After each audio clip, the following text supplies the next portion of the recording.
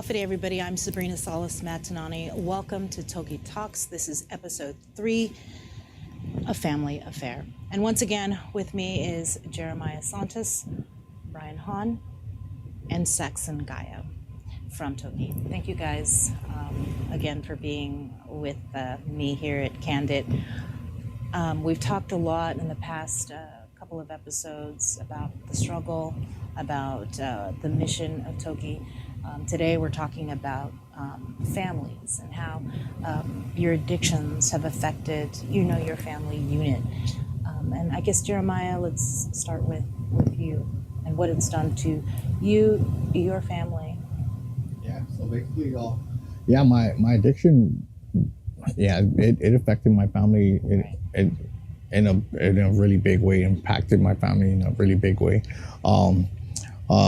Like my mom, she had a brother that was arrested for distributing drugs way back and whatnot, and so she kind of it hit her really hard because she saw her brother in me, and she kind of saw the cycle happening all over again. I could imagine how scary it is for her to see it, happening and whatnot. But it affected my family. My siblings, they just got to the point where they couldn't trust me or they couldn't rely on me to do anything for them. It got to the point where I wasn't even invited to like any of the family functions or whatever.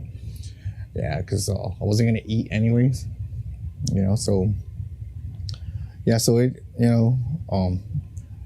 it's impacted my family in a way where it started to they started to wonder what was really going on. I remember my sister my baby sister, she didn't even believe it was happening. She couldn't believe it was happening. She thought that I was doing like some kind of sting operation or something, that I was working like some intelligence thing, and she thought that's what I was doing because of my background as far as she couldn't believe it, and so it kind of took all the trust away, all the trust that was built in my family, and it kind of got them scared of having me around, so that's something that it didn't help me in my addiction because it just caused me more pain. It drove me to continue use, and I was like, all right, because it destroyed relationships with my wife at the time, basically, and everybody that I came into contact with, it basically destroyed all the relationships as far as, because there's nothing that I did that was right. You know what I mean? I wasn't there for I wasn't there for my son. I wasn't there for my parents when they needed me. I wasn't there for my wife at the time. I would just forget about everything because I was too busy staying high. Because my concept of time was I didn't have any. So it was just kind of just running rampant. So you mentioned your son. How old was he when you were using drugs? Well, I mean, I've been using for Since you were a teenager. So yes. When he was gone. Yes. I've never really stopped using, even while on active duty. I always manipulated the system to make it work for me. Yeah. So I guess then, how are you and your son now? So now we're communicating again and whatnot. I'm really proud of him. He's become this rock star, great musician, and he's teaching others, music and it's good to see him happy doing what he's doing. You know, it's good influence on kids as far as teaching music. Yeah. And when did, I guess, how old was he? At what point when you started to kind of repair that relationship with him? So, um, I guess when I came back into treatment, I mean, when I came into treatment, him and his mom like had a visit to mom, and we kind of worked. Was trying to work it in making some mending the relationship from there, and years have went by, so it's not something that I wanted to force upon him. And he was 16 at the time, and and I think he was old enough and smart enough to make the decision on his own. Because I know what I did wrong, and I wasn't gonna just expect him to just say, all right, yeah, let's work this out. Sometimes slowly things happen slowly in recovery, and it's okay, because today it's a little different. We communicate mostly through messaging and whatnot, because he's a busy guy. Yeah. And he's his own man, and I'm very proud of him. So and it feels good to have that communication reestablished with him again. It's just, and I don't think it would have happened without recovery. How old is he? 23. Yeah, 23. Good kid. Yeah, he's such a rock star. I love that kid. Yeah. Did he ever, though? I don't want to say make you feel guilty, but was he? Did you ever have that conversation where he was just so angry with you, and not being there, and he was raised pretty well by his mom, and he communicates really well. So it's not like a real angry thing. Mm-hmm. It was, but he it's more of like him, kind of just reminding me about certain things.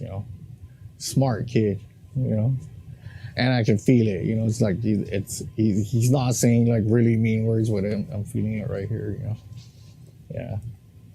I mean, how did you cope with that, though? I mean, were you... I just cope with it with just radical acceptance. I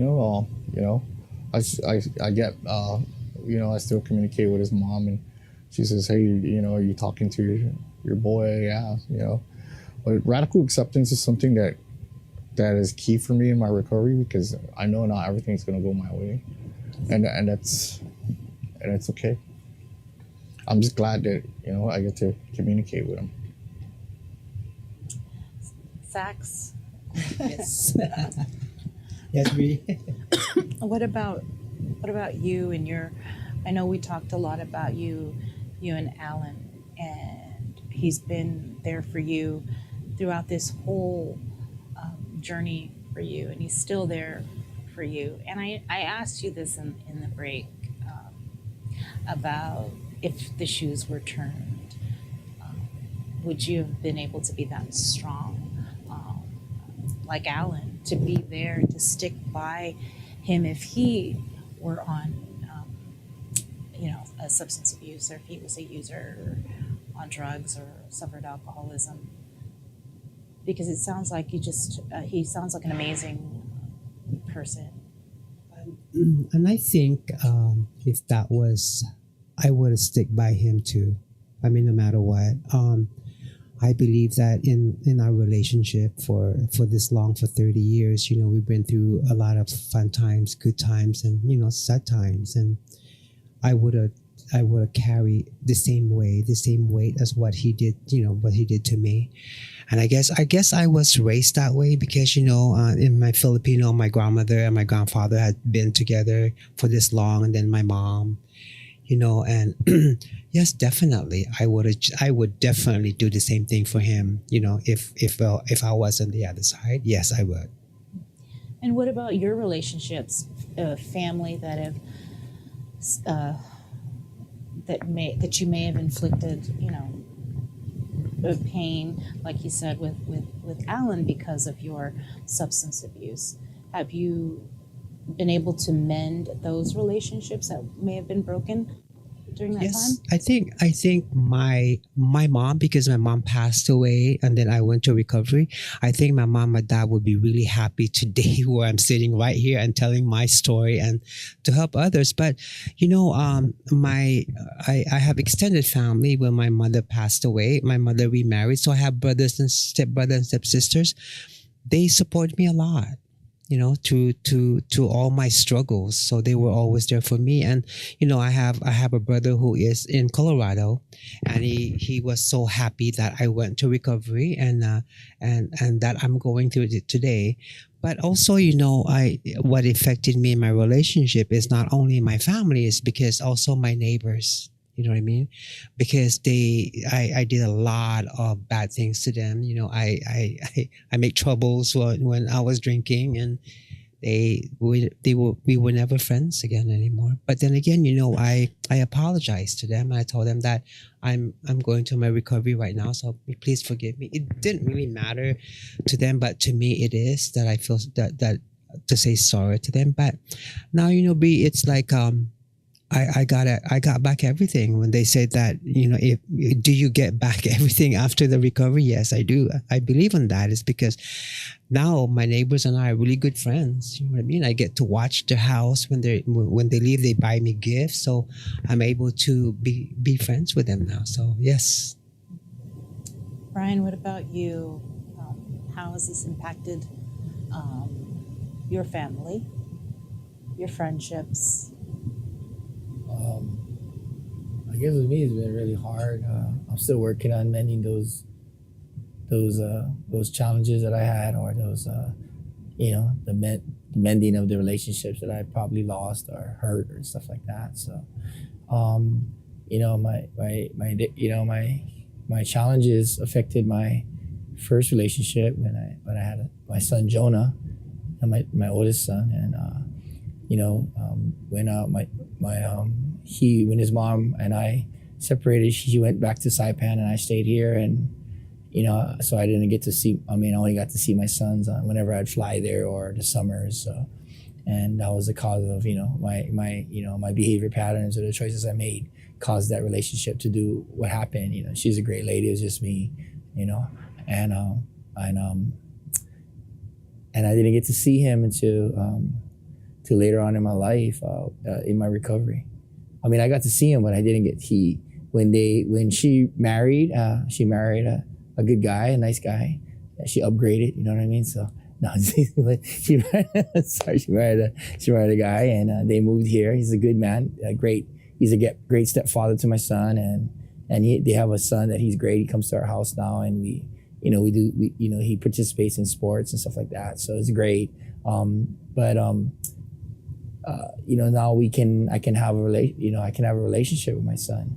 So when they moved here, I was able to reconnect, and I made amends, and I even took him to a self-help meeting, and apologized to my son for not being there for him, not being the father that he deserved, but that I wasn't. And by the grace, I never thought I'd ever be able to be with my son ever again, the way a father should be with a son. But I was able to connect with him again, and he got to stay with me and my wife today, and our children, his brothers and his sister, because I have one girl and 4 boys, and they're great, and he's a great older brother to all of them, and they're all close. Even his mom's when she married and she has a son, even he's close with us. They all love each other, and they all are together. So that's been a blessing, you know what I mean? And they all hang out together and do things together. And my son and her son, which is they're both his brothers. My oldest son's brothers. They go to high school together and play basketball. So we have a really close bond and friendship. And his mom's great. His stepdad's great, and my wife loves Jonah like it's her. He's our own son. Of course, he has a mom, but what I'm saying is, that's his stepmom. You know what I mean? Don't ever take away from him. Yeah, but so that's been a blessing. It's been hard. It's just been a battle every day. I still need much improvement as a father. I still slip. I still need to do better. I didn't know my son's teachers. I didn't know all children have different personalities. So I didn't know how to be a dad. I was just a provider until at age 45, I hit rock bottom and I had to go into recovery. So I had to learn, like what Jay is saying, I had to learn how to walk, to crawl, had to learn how to be a husband, had to learn how to be a father.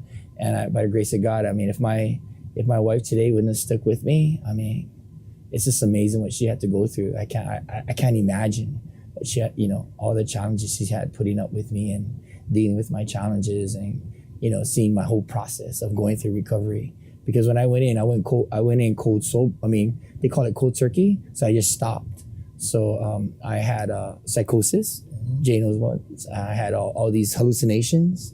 I isolated. I would go into treatment and I would wear a hoodie and I just go into the classes and outpatient and I wouldn't talk to anybody and I just go home and I'd isolate. And it's been a process.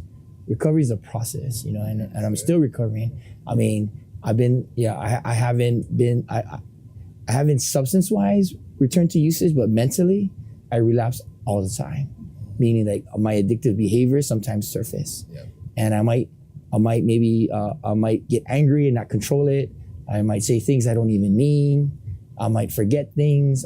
Things still reoccur because of the people don't realize that there is damages and consequences of that kind of substance use, and it affects your brain chemistry. And it can do a lot of things. You can even ask if you don't believe me, just call up Cowboys Insurance and ask the insurance guy how much times I lock myself out of my car. So he said, Mr. Hanna, the policy doesn't allow us to come to your car 10 times in a month.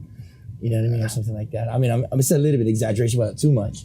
You know what I mean? So, and I always had to call them to help me, the roadside service. And they're great, by the way. They do a great job. So, but all these kind of things had to happen. And I had to ask for forgiveness. And they all forgave me.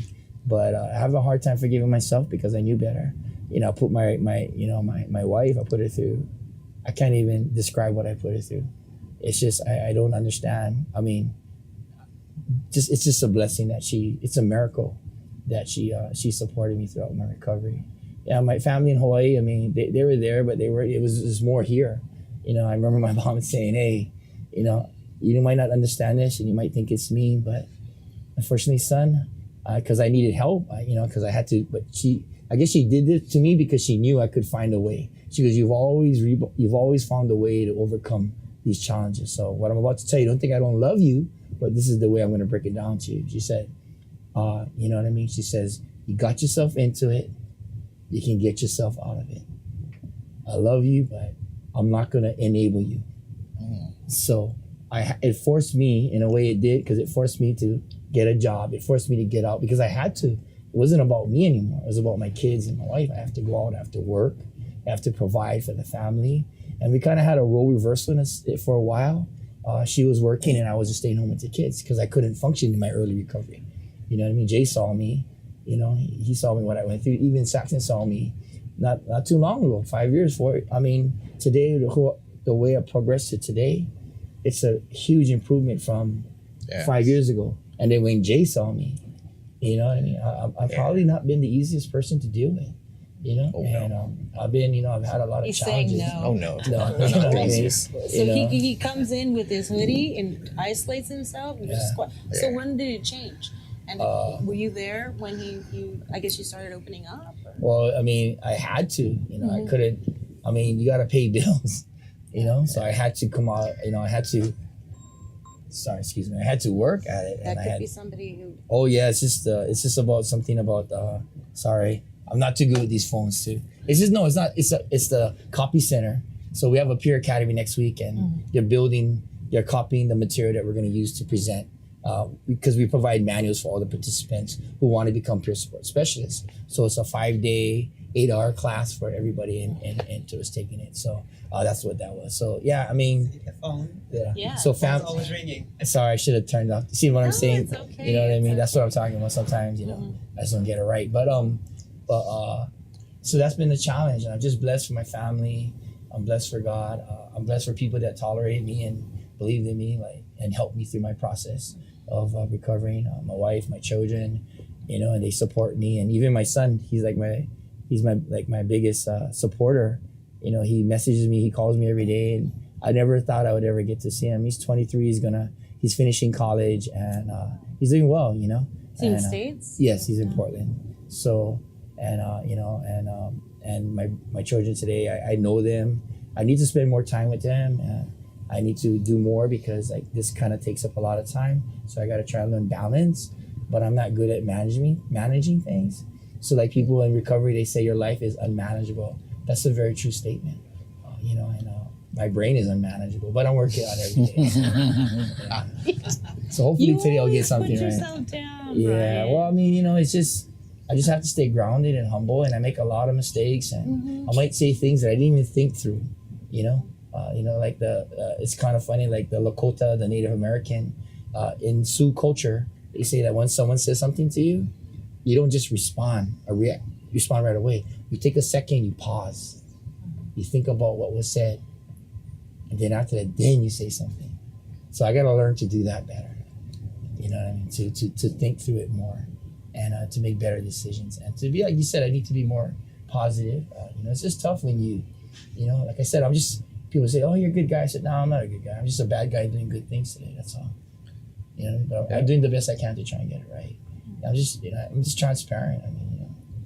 I'm doing the best. Some people might say, "Oh, all these things about me probably are true." I don't know. But if you ask me about it, and if I remember it, and if I did it, then what we learn in recovery is we own it. We do our best to make amends, and we try to do better. So that's what I'm trying to do, Miss Sabrina. So maybe one day I'll get it right and be like you. So Stop. I'm trying to grow up. Well, one thing I've noticed, we talked about, mending those relationships, about family. But one thing I've seen, and just in the past half hour, is that you guys really are family. Yeah. And it's I guess humbling to see, and also just so nice to see that you guys are there for one another because of the line of you say it's not work, right? But what you guys do, I'm not sure, I could have the strength to do that 24/7, and I guess the people, your peers, the things that they struggle with every single day, it takes a certain type of person to be patient, to listen, to be there, whether it's at 2:00 in the morning or 9 a.m. I just don't know, how are you guys able to do this? What keeps you guys going? Something really. You guys are, angels, despite your past. I guess right? because with me, I always remember that when I was going through my recovery, or I was going through my struggle, when I was going through my alcoholism, right, active alcoholism, there was no one there for me to turn to. There was no one. I don't even know there's a recovering place here in Guam. So I always put in my mind that someone out there needs your help. You know what I mean? No matter what time of the day, no matter what hours, or even if you're lunchtime, if you see somebody out on the street or something, that hurts my heart because no one was there when I was going to my own during my struggle. So that's always on my mind, though. You know what I mean? Yeah. I was just gonna thank you, sorry. I was just gonna say, we are a family, and that's what we're trying to get to. But Jay and I, we never used to get along a lot of times. We butt heads a lot. We used to butt heads a lot. Yeah. And I had to look at it what I had to learn is that I don't focus on what I may appear or perceive to be something that could be growth from Jay, but what could I grow as? What part did I play in it? What role? Mm-hmm. And a lot of the things in my personality or what I've done probably could have triggered him to be the way he was treating me. So I had to, the way I looked at it is that, you know what, I'm gonna earn my brother's respect. I'm gonna rebuild our relationship, and it's been a process. And I hope today, I hope one day to be there, and I'm working at it every day. And he comes through and he helps a lot with what we do now. And I'm just really blessed to have him. You know, he's a good guy. So actually, Especially putting up with me. So, you know. these two really are my inspiration. They inspire me every day. You know, there's other people that inspire me in recovering community. You know what I mean? You're like, but these two, you know, I look up to, and they're a great guy. We become family, we become friends. So, you know, we support each other. Right? Yeah, it's been a process. And then, you know, like us helping others, you know, it really helps us in our recovery. You know, it helps us in our recovery when we give back, you know, like helping somebody get well. So a lot of times we're doing it for us too. Yeah. I know it sounds selfish, but we're doing it for us too. There's other peer specialists like Jason Kittigo. He's helped me. Mm-hmm. You know, he come back to us. He's a Lighthouse. He works at Lighthouse Recovery Center. People like Valerie Rage is the director there. They're huge. I went to an NA meeting. I went to self-help meeting the other night, and we transport people to treatment. So like when you say is the struggle real, does it affect families? We get a front seat view of all these things that are. We just took another. We transported someone some support to a lady who was she's in Child Protective Services because of some of the challenges she had, and so we provide some support for her so she can be with her family, yada yada, all these other things, and a phone call to somebody. And the reason why we've been able to support these families is by America, the grace of God, is that opioid substance, the opioid response network, the opioid response network. No, not the opioid. Yeah, that too as well. We can get to it, but the settlement. Yeah. Opioid settlement, and Honorable Attorney General Douglas Moylan and his staff, they've been supportive. We had an advisory council that supported us and given us Angel Sablan and the other teams like Speaker Talahi, that they supported us in also our director Teresa Ariola in getting some funds to provide these little things to help people in recovery. And also that's how we can transport people to and from probation, adult drug court. Mm-hmm. We're also working with the veteran treatment court. We're also working with DWI, and we're trying to do these things to help our community and give back to our people, and be not be part of the problem, but be part of the solution. Yeah, and hopefully make the AG's job a little bit easier. By by helping people, and helping him and helping our community and doing our part to do what we can. Thank you guys. We're not perfect, but we do the best we can. No one is perfect. Yes, ma'am. Well, thank you guys again. We'll see you guys again next week for episode 4 and our final episode airing on Christmas, Hope and Healing. This has been TOHGE Talks. I'm Sabrina Salas Matanani.